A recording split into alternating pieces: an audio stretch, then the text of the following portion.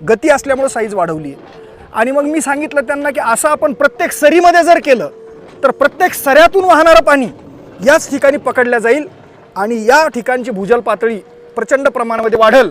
की मागच्या उन्हाळ्यामध्ये आपण इथं जे काही 32 एकरमध्ये 300 शोषखड्डे केलेत त्याचा परिणाम काय झाला?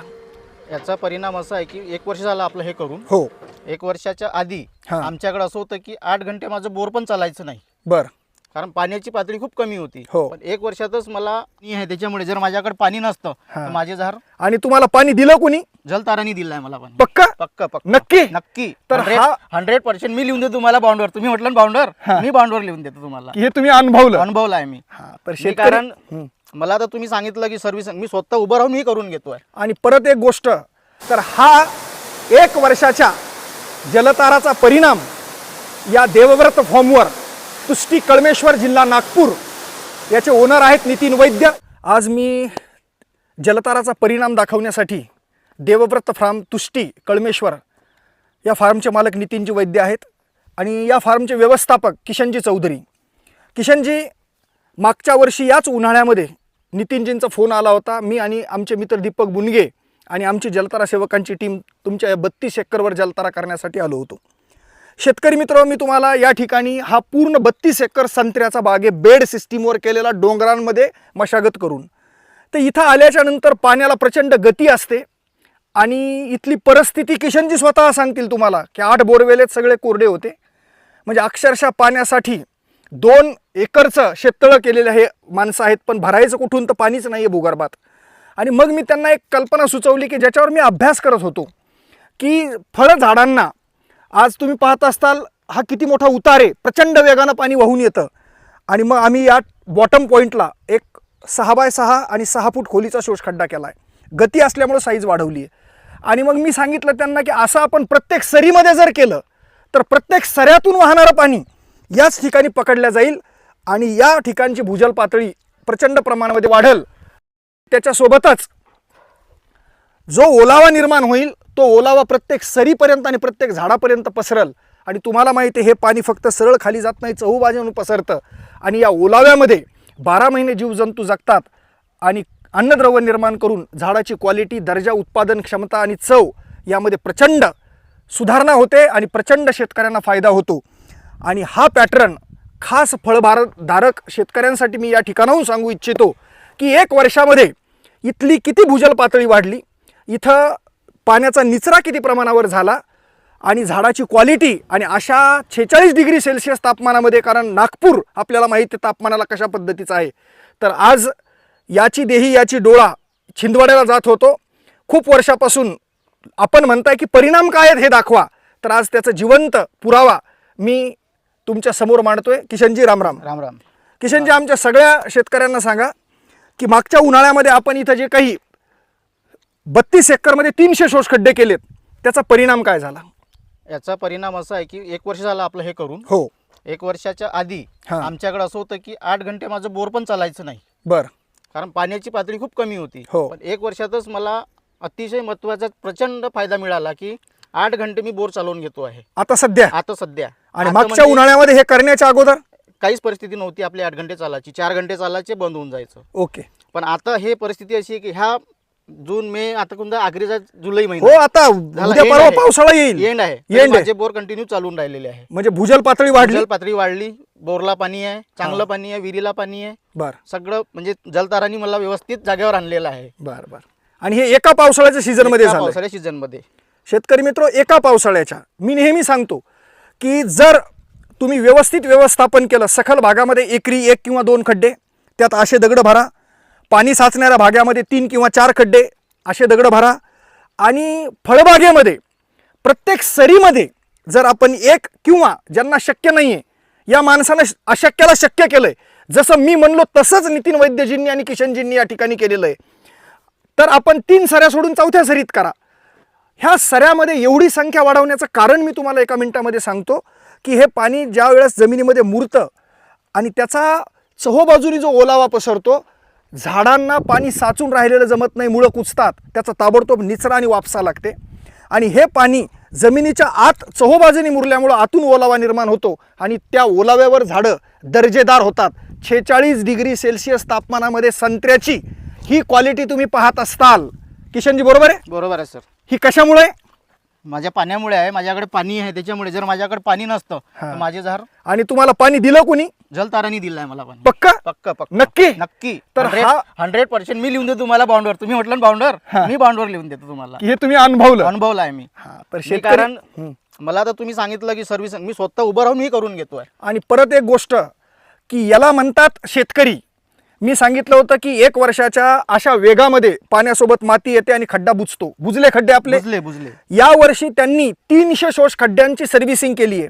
पूर्ण माणसं लावून जेसीबीनं खड्डे बाहेर काढले, परत दगड टाकले, परत टाकले. म्हणजे आता परत उद्या पावसाळा सुरू झाला तर त्याच जोमानं हा खड्डा पाण्याला स्वीकारण्यासाठी तयार होईल. तर किशनजी, आज समजा जलतारा नसतं तर काय परिस्थिती असते? हे तर आमची परिस्थिती अशी असते की आम्ही झाडं गुंडाने पाणी टाकलं असतं झाडांना. तर आणा टँकरनी पाणी आणि टाका, अशी परिस्थिती झाली असती आमची. पण आज परिस्थिती आमची चांगली आहे. बरं, सगळ्या याच्यामध्ये पण चांगलीच परिस्थिती आहे. सगळे बोरवेल रिचार्ज झाले ना? सगळे रिचार्ज झाले बरोबर. म्हणजे जे मागच्या उन्हाळ्यात मी आलो होतो त्यावेळेस म्हणले होते तुम्ही बंद पडले. यावेळेस पूर्ण रिचार्ज आहे, पूर्ण कंटिन्यू चालू आहे. आता चालू आहे पाणी, सगळंच चालू आहे.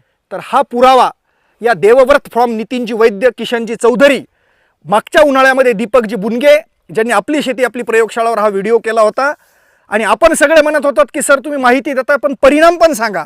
तर पहिल्या वर्षीचा परिणाम जलताराच्या या फळबागेमध्ये केलेल्या शोष खड्ड्याच्या माध्यमातून आज इथं जे बोरवेल आटलेले होते या सीझनमध्ये ते 8 घंटे चालू आहेत. ज्या विहिरीला थेंबही पाणी नव्हतं ती विहीर आज भरलेली आहे. आणि 32 एकर संत्र्याला या विहिरीवरून आणि या बोरमेलमधून आज पाणी पुरल्या जातंय. तर एका वर्षात मी सांगत होतो की 30% पाणी पातळी वाढते, 2 वर्षात 60% पाणी पातळी वाढते आणि 3 वर्षाच्या पावसाळ्याच्या सीझन नंतर 4थ्या वर्षी तुम्ही 100% बागायतदार होताल, स्वयंपूर्ण होताल. कारण भूजल पातळी वाढण्यासाठी इतका वेळ आपल्याला द्यावा लागेल. पण याचा दुसरा फायदा आहे, ताबडतोब पाण्याचा निचरा होतो.